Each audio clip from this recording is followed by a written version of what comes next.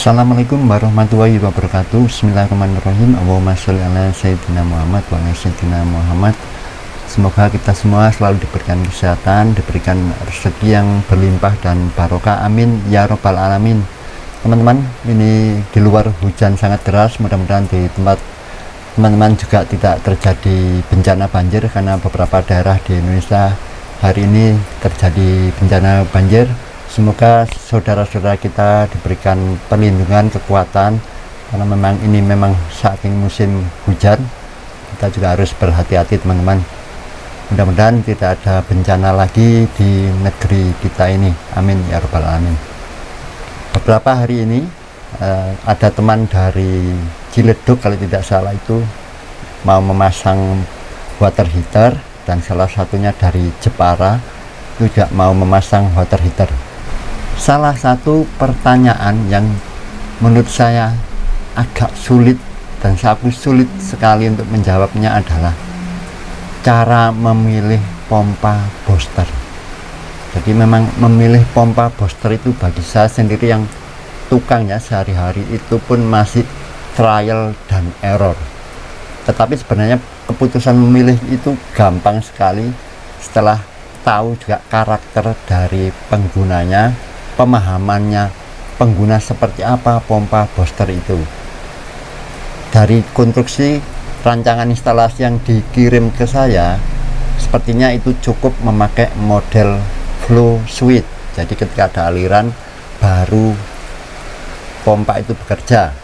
Itu ada pompa booster, semuanya rata-rata menggunakan flow switch. Tetapi kemudian ditanyakan lagi, saya ada rencana memasang mesin cuci. Sebenarnya sudah ada sebelumnya, mau ada tambahan di sebelah toren. Itu kenapa kok airnya kecil, Pak? Nanti kalau pakai pompa booster yang ini, yang flow switch ini, apa bisa kencang? Langsung saja saya jawab, itu tidak bisa, karena itu kan sejajar dengan torennya.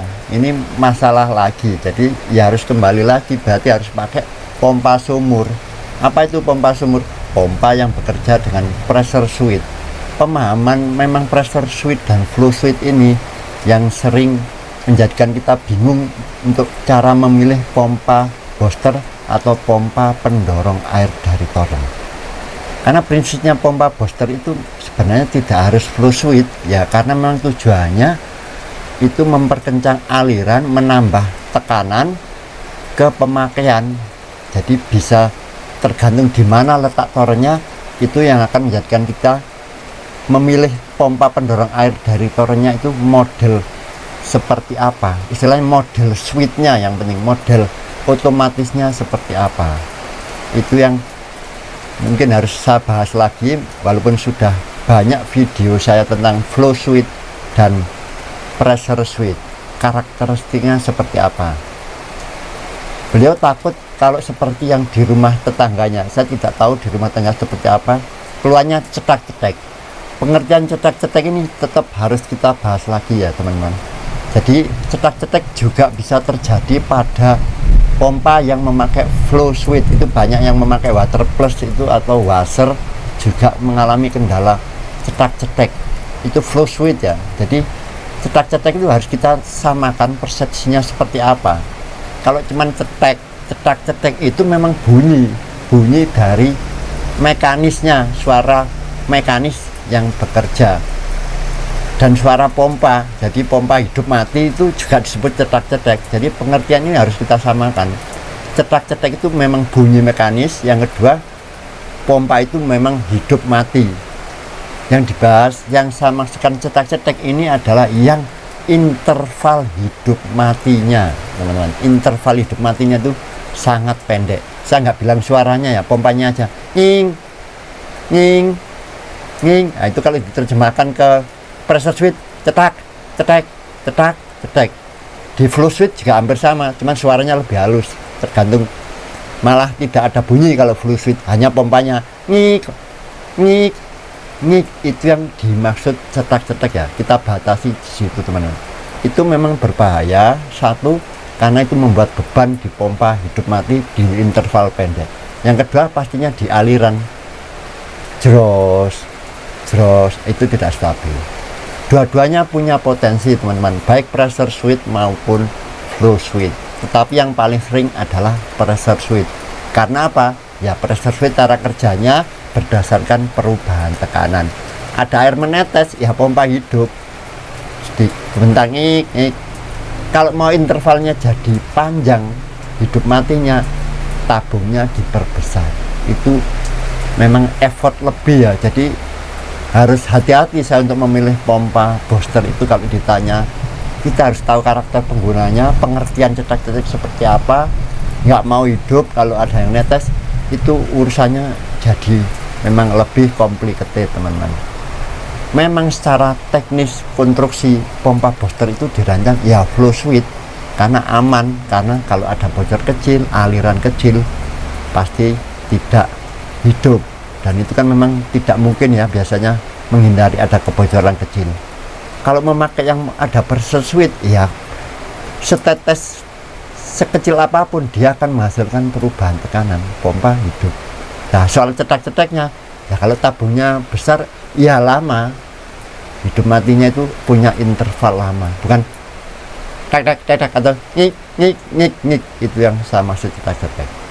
Kalau memakai flow switch, karena itu kan tetesan bocor kecil bukan aliran, tidak bisa menghidupkan, namanya flow, baru ada aliran.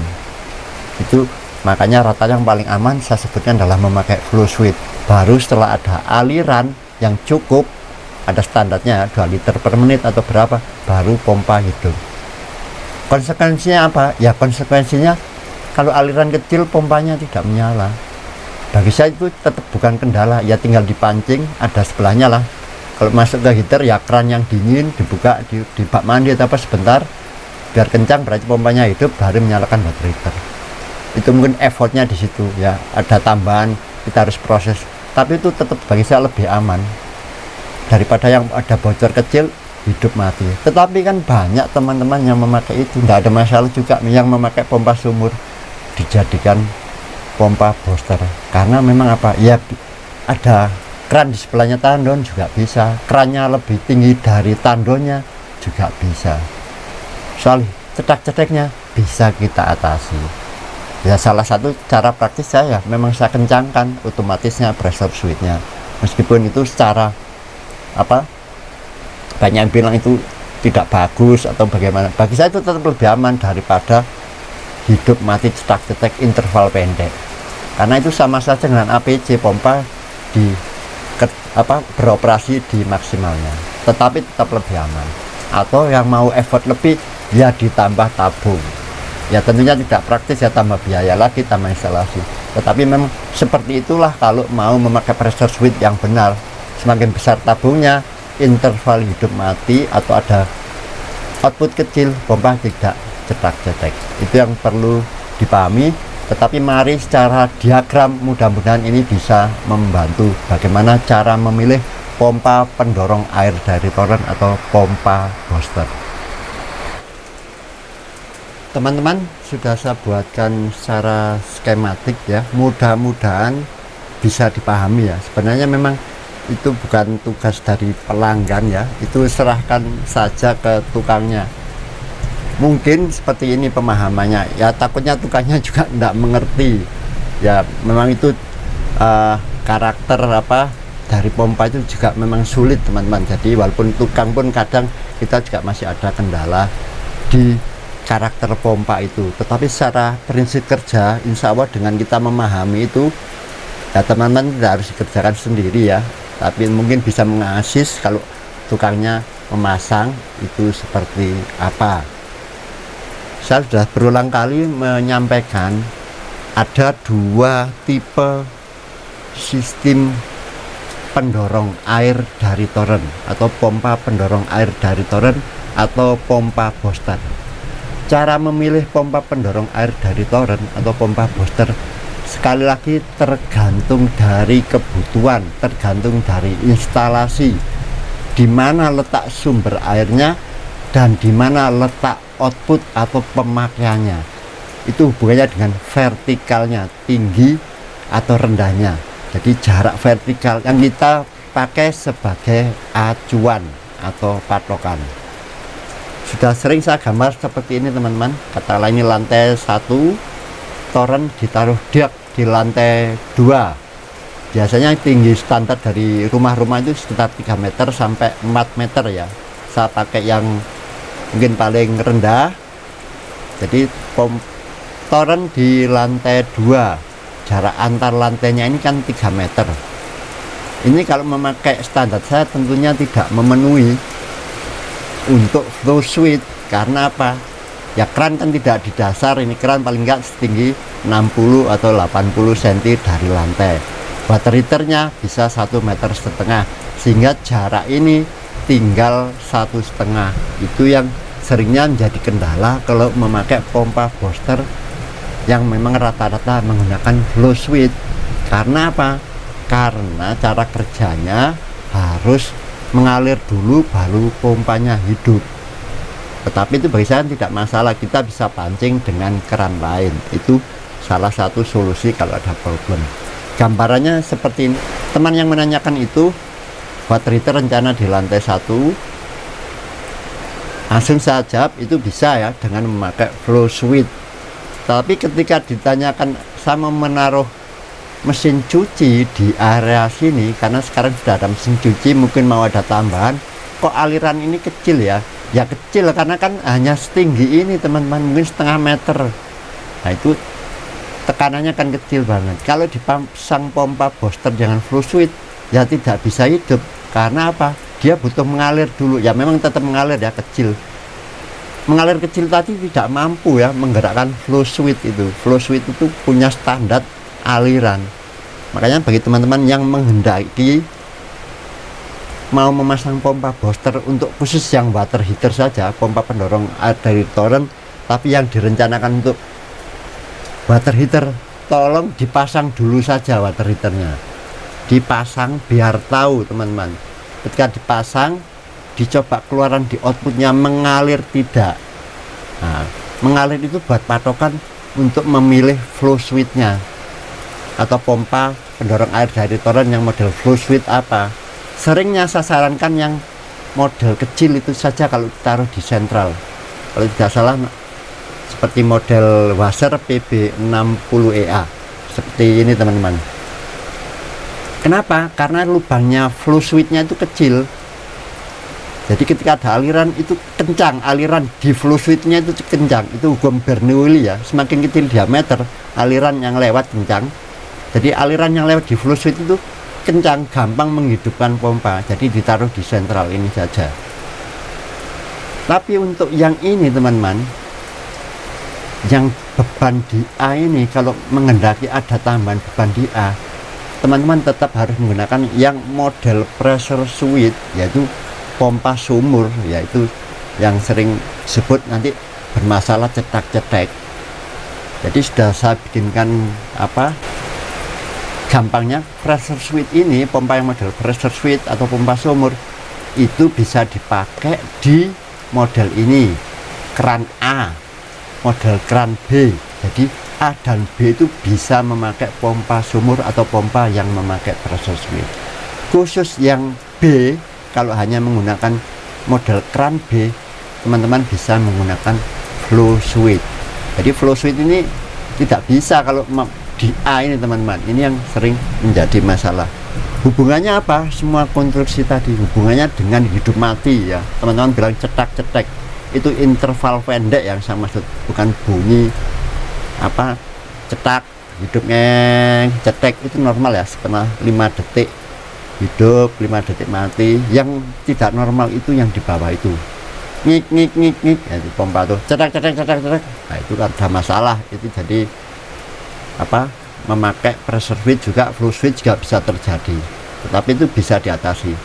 Saya lebih concern ke sini teman-teman, ini yang sering menjadi masalah. Makanya pompa booster tuh atau pompa pendorong air dari toren rata-rata memakai flow, karena namanya instalasi itu pasti ada netes kecil atau aliran kecil, misalkan kloset, keran yang tidak tertutup rapat.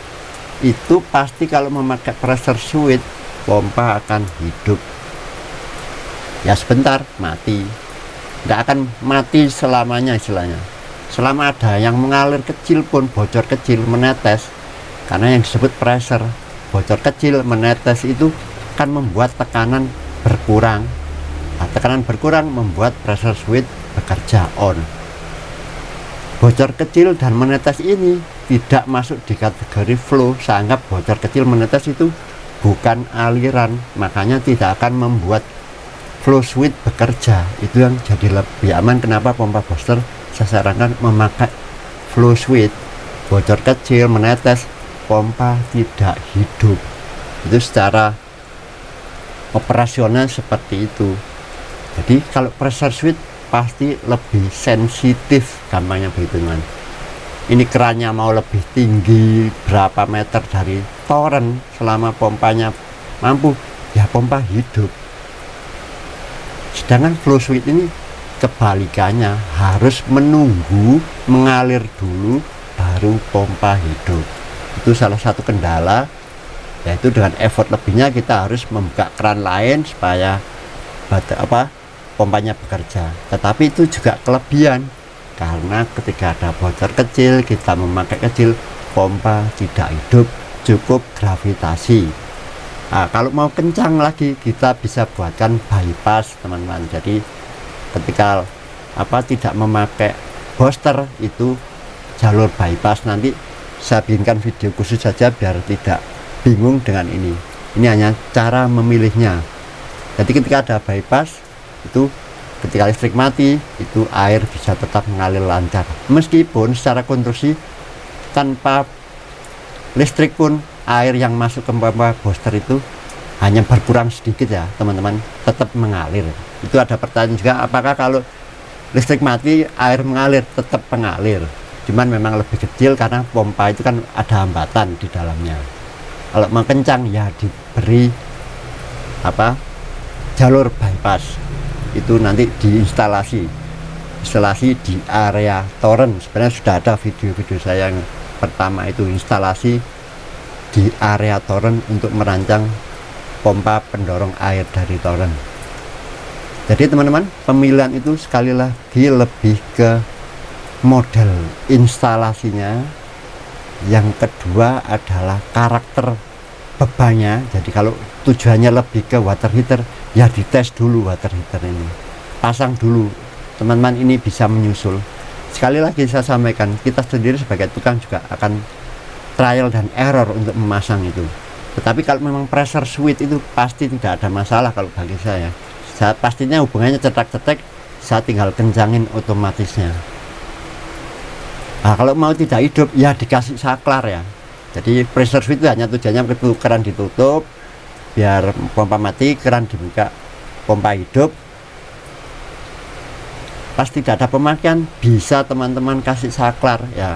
Mungkin di depannya kamar mandi, seperti rumah saya itu begitu. Jadi di depannya kamar mandi ada saklar, begitu kita masuk baru dinyalakan pompanya. Ya tetap harus beli yang otomatis, karena ya kita setelah pakai di kamar mandi kan tidak langsung keluar, masih memakai handuk atau tapi pompa sudah mati, tinggal kita keluar untuk mematikan saklar.